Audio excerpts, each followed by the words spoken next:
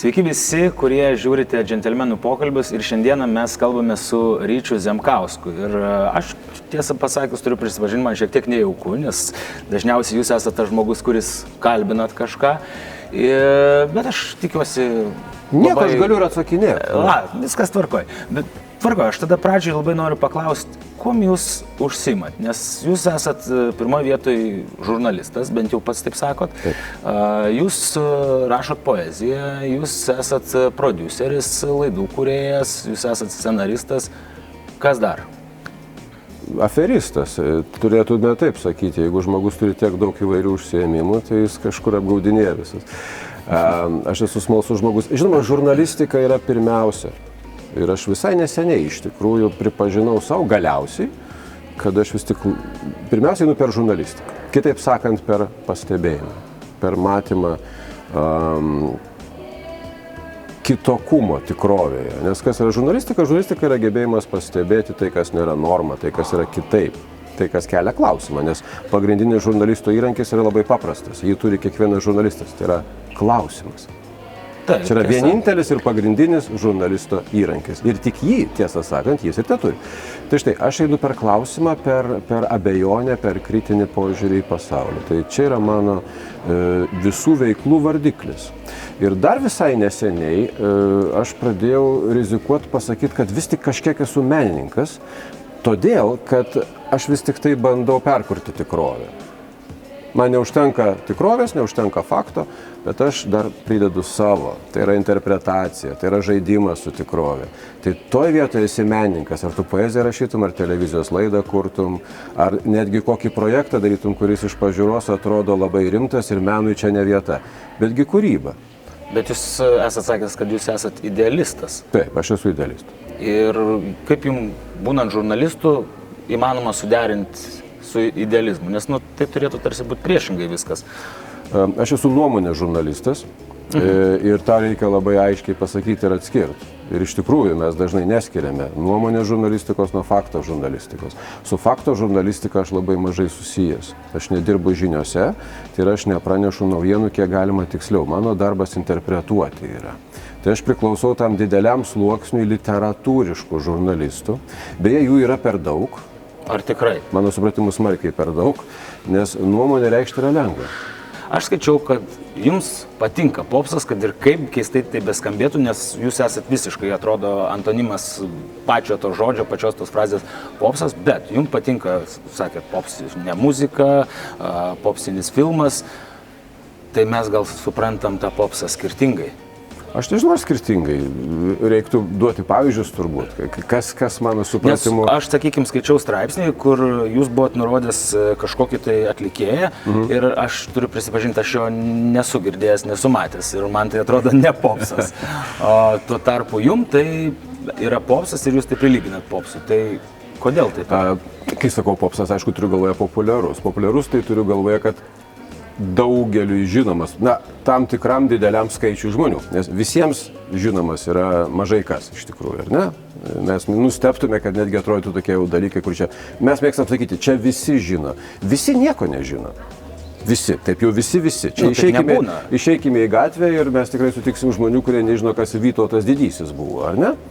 Ta nekartą įrodė mano kolega Juras Jankevičius savo laidoje Klausimėlį. Tikrai taip. Tai va, tai visi visko niekada nežino, bet yra tokių, plačiai žinomų dalykų, tai aš juos laikyčiau populiariais. Populiarumas yra labai gerai, nes taip tu gali pasiekti didelės auditorijos. Ir mano iš tikrųjų darbas yra pasiekti kuo didesnės auditorijas, nes aš manau, kad turiu ką jiems pasakyti, turiu žmonės, kuriuos noriu jiems parodyti. Jeigu kalbame apie, pavyzdžiui, laidą Pasivaikščiojimą arba kažką panašaus, tai aš noriu jums parodyti žmonės, noriu reklamuoti tas asmenybės, žiūrėkite juos, paklausykite juos, tai tokiu atveju man reikia platesnės auditorijos, kiek įmanoma. Tai aš stengiuosi būti popsiškas. Jūs pats esat parašęs poezijos eilėraščių, kurie yra vaikiškose knygelėse. Ir vaikiškas, yra poezijos knyga internete, vadinasi Šilkverpis.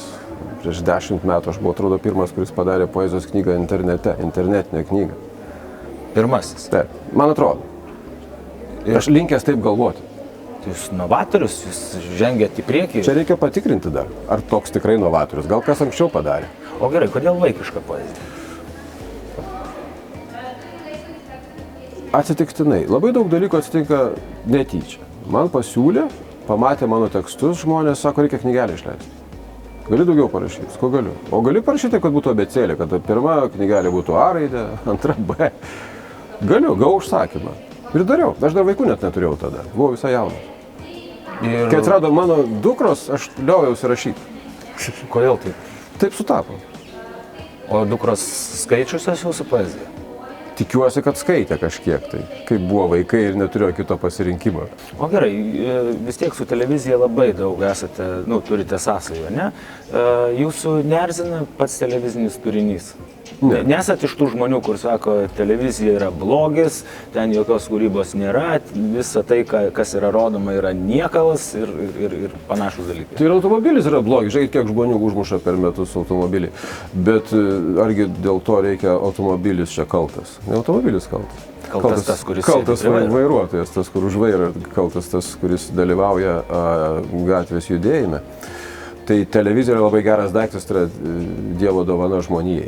Gerai, kalbant apie jūsų kūrybą, jūs esate daugiau dokumentinio filmo, ar ne? Taip, autorius. Aš dokumentikas. Taip. Kodėl nežengėt į tą, kas dabar Lietuvoje, tarsi tampa labai populiaru, komerciniai filmai, įvairiausios komedijos, galbūt kažkas dramos, šiek tiek istorinių dalykų, bet tai yra, ne dokumentika. Kodėl jūs nelendat į tą sferą? Aš kartais parašau kokį scenarijų tiems projektams ir kartais tai netgi tampa filmais. Bet aš irgi apie tai galvoju, kodėl. Turbūt dėl to, kad aš dar vis bijau, aš toks partizaninis kūrėjas, aš mėgstu dirbti mažoj komandai, 2-3 žmonės. Kinas yra didelė mašina. O yra dar būdų, kaip jūs apskritai atsipalaiduojate, sakykime, jūs turit laisvalaikį, jūs turit pomėgių? Žinoma. Atsipalaiduoju, kartais taip atsipalaiduoju, kad neduoktų Dieve. Aš kaip suprantu, to neatskleisi, bet iš principo turit pomėgių kažkokių, kurie nebūtų susiję su tuo, ką mes įpratę. Kinu, poezija, parodom, menu. Kažkokį tokį visiškai kardinaliai priešingą. Juokas juokais, bet žmonės pagalvos, kad aš tyčia taip sakau, bet aš iš tikrųjų sąžiningai, mano hobis yra poezija ir ne jos rašymas būtinai, tačiau mažiausiai hobis ir tai yra ne hobis, bet jos skaitimas. Aš iš tikrųjų nuoširdžiai mėgstu poeziją, aš iš kur bevažiuoju, aš prisivežu poezijos knygų. Aš verčiu poeziją savo malonumui, poilsiui. Tai yra, verčiu poetus, kurie man atrodo įdomus ir netgi skelbiu socialinėme tinkle laiks nuo laiko. Tai toks mano gerai poilsis, tegul būna. Galima ir taip ilsėtis. Fantastinis atsipalaidavimo būdas. Kadangi yra mūsų laida vadinasi džentelmenų pokalbiai, tai ir noriu paklausti, kas jūsų supratimu, suvokimu yra džentelmenas arba džentelmeniškumas? Aš tai įtraukčiau moteris į tą savoką. Kitaip sakant, kai kalbame apie džentelmeną, tai čia man nėra skirtumo tarp lyčių. Man atrodo, kad džentelmeniškumas yra pirmiausia pagarba žmogui, pagarba kitam. Tai taip paprasta. Pagarba kitam. Čia tinka ir moterim, ir čia tinka visiems. Man atrodo, kad tas džentelmeniškumas anų laikų, kur buvo kaip tik išreiškiamas per atseit vyro santykį. Taip, nes mes įsivaizduojam tą tokį, kur praleisti moterį, uždėti paltą. Tai man atrodo, kad čia yra galios santykių išraiška. Mes taip subtiliai tada tas moteris pastatome į mums patogią vietą.